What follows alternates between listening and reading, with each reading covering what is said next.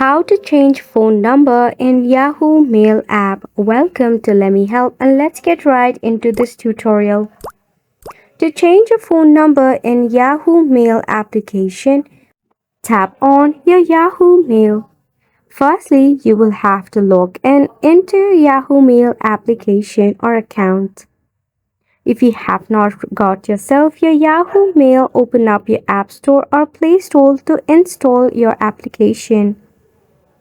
Once you have successfully logged in into your account, you will find an interface like this. In your left-hand corner, you will see a 3 horizontal line. When you tap on it, you will find list of options. Tap on the option called Settings. If you do not find the option to change your phone number, select on Manage Account as well.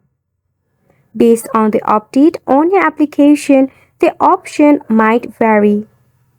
Mostly, you can find it in your account settings. Right here, you will find phone number. By tapping on it, you'll be able to edit the phone number.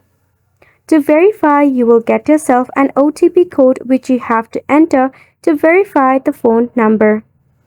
And that is how you'll be able to change phone number in Yahoo Mail. That sums up the tutorial as well. Thank you so much for tuning in.